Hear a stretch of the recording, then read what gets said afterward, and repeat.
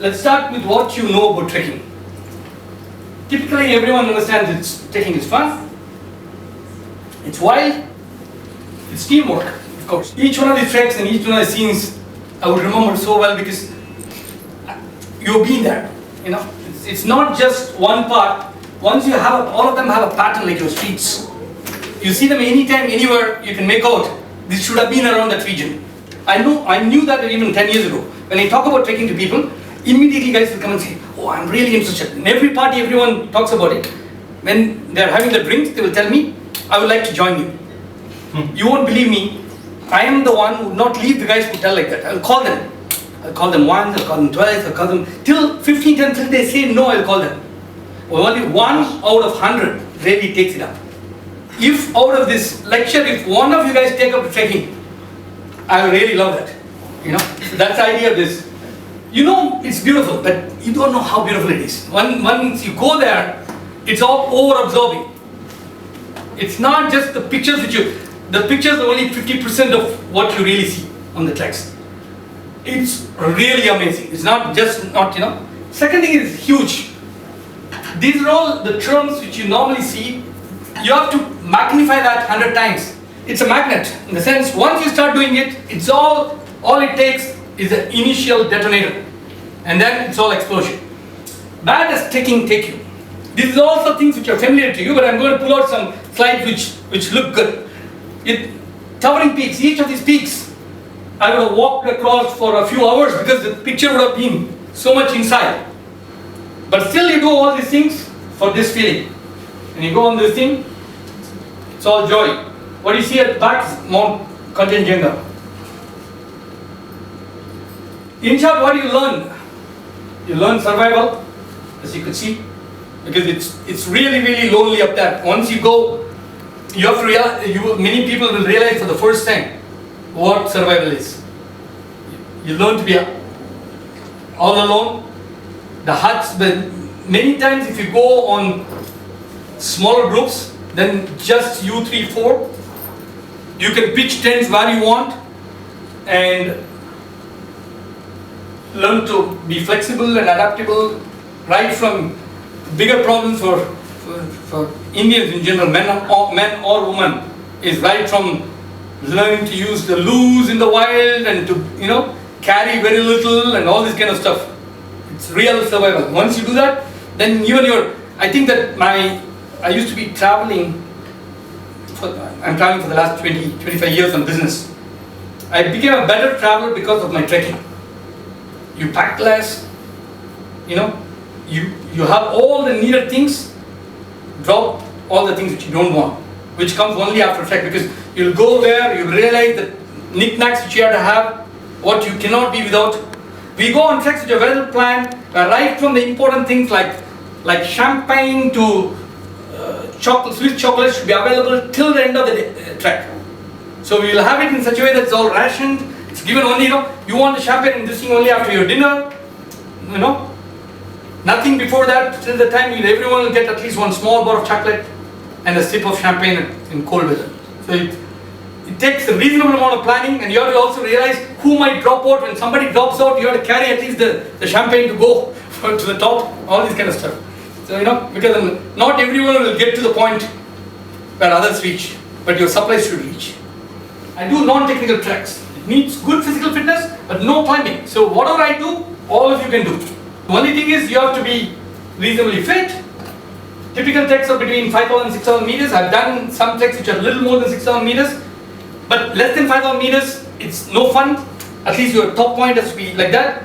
When you say in the Himalayas, if you do this kind of treks, you always would do many 5,000 meters in the same trek. You go up, and when you say, people say that I did how much of altitude gain in Europe, they'll say, in this trek I did about 4,000 meters of altitude climb. For him, you would have done 1 or 2 peaks and come off.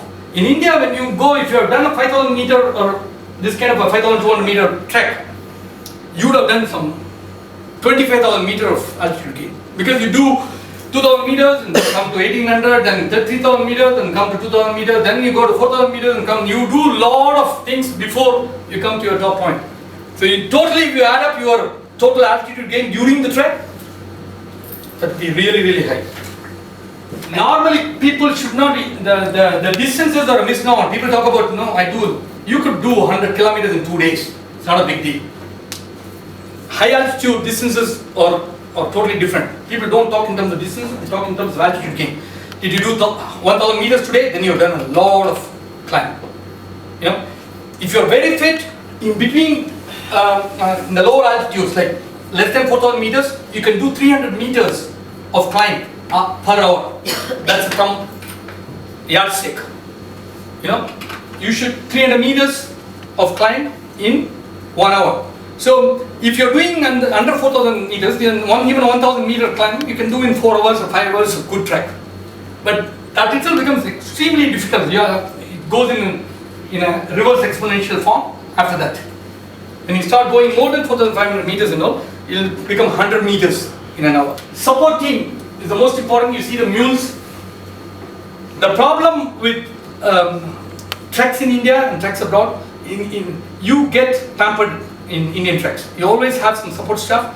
What you carry is only your day pack. Day pack is not more than, of course, Himalayan trek, your day pack is a little bit more heavy, 8 to 10 kilos. The reason is that if you get lost, you have to survive at least one night. So you need to keep things, a little bit of food, certain extra clothes, and rain gear, of course, and water and stuff there. Otherwise, all your bigger stuff, including the chocolate and champagne, will come on top of some of these animals. So this is not possible in the US, particularly. In Africa, you have people coming, porters coming with you, while in Europe, you have to do it yourself.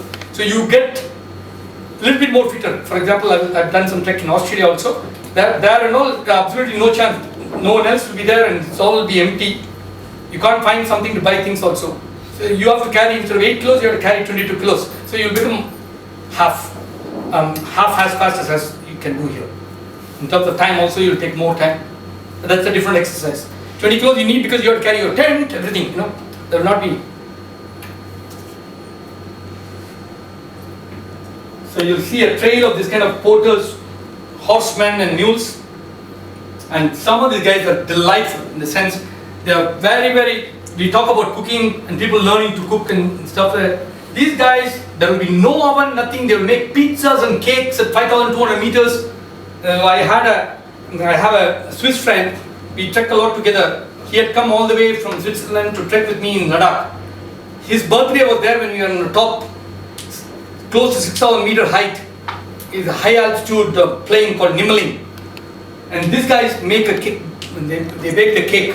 They create an artificial. They take aluminum foils and kind of make a crust of the cake itself, burnt out this thing, that becomes like an oven below.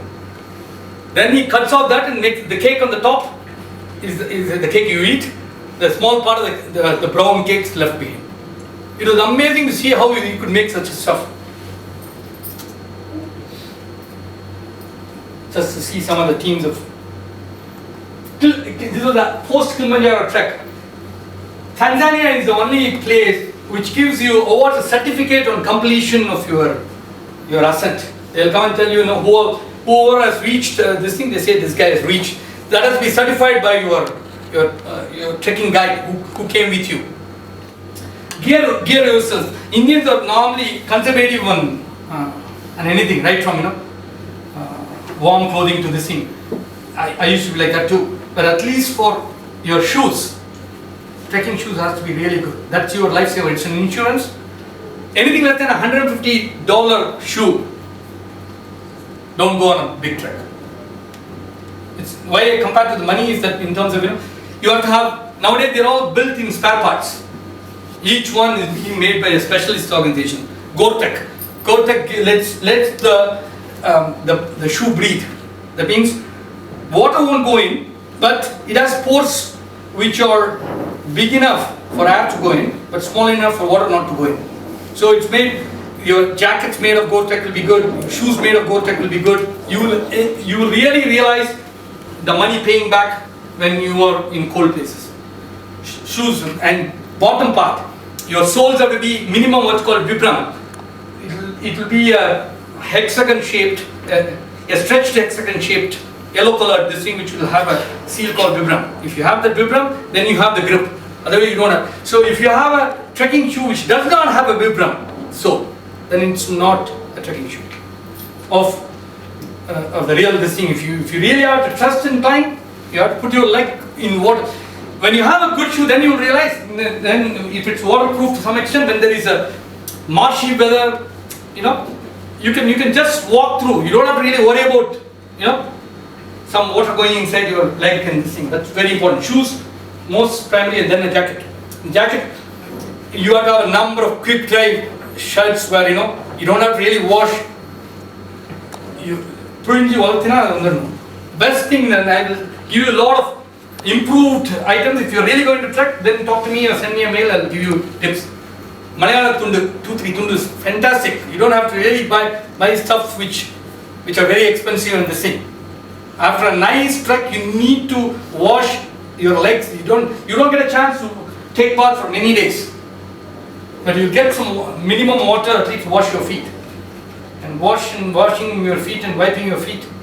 And if someone like Sudha gives some massage, it's good. We've had some people who are good in foot massages during the trek. They are the most wanted people around. Reduce weight. I'm not talking about things which you carry. Reduce your weight.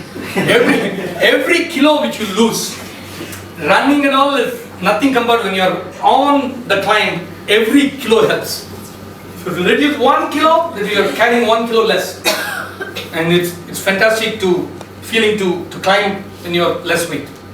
On treks, hydrate well. In the Kilimanjaro trek, the guy used to ask us 4 to 5 liters. When on the climb, you will carry 4 to 5 liters each guy. Phenomenal amount of water. That it also helps against neutralizing the altitude sickness, getting acclimatized also.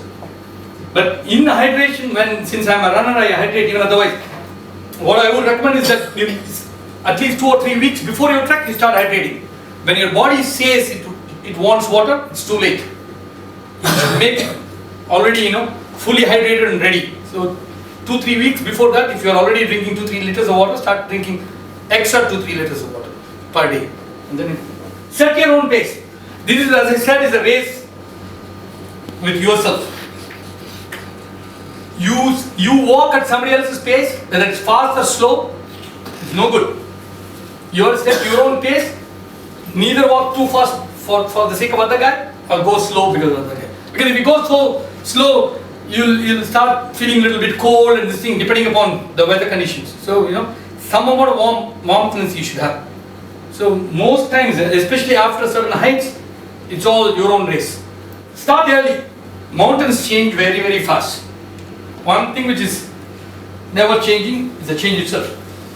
So you don't let the weather escape. So when the weather normally is good in the morning, as soon as you wake up, the earlier you wake up is good. You start early, finish your trek. Most treks I like to finish by 12:01, I reach the next base, and now you can move around extra on the thing, or go for a spin like that lady and get lost. So one of these things, you know. The last one is don't give up. It's all mine. Many times it will say, you know, you wouldn't like, we talked about depressive, it will say that don't take the next step, it will say. But after all, it's your mind. You have to tell, shut it off and then keep going. And that's where some of the great trekkers who go on solo treks, we talked about Reinhold Messner. You know, they are amazing. They go on, he has climbed all the 8,000 meter peaks alone, solo treks. Going on solo treks was unheard of before him. And without oxygen. First with oxygen, with groups, with oxygen, solo, without oxygen. This is the last set of this thing. Overall trekking is amazing. This is Maka Valley again. Look at how it opens out in terms of beauty, in terms of colors and this thing. It's close to nature. It creates strong bonds. This guy I met only, I have some of my best friends or friends I've had for the last 20, 30 years kind of stuff. This guy I met first time only 7 or 8 years ago. But in trekking you always have a partner. You do things together. You don't, even though you have a big group, you do the ascents together, you do the last leg together. So there are certain parts we have done together. And then you kind of start bonding with people very well when you're, because you have to do things where you kind of trust the other guy in terms of things which you do. Prepares you for challenges. Of course, you can see the terrain, how it is. It's a lot of mental and physical thing to finish that, And finally becomes a passion.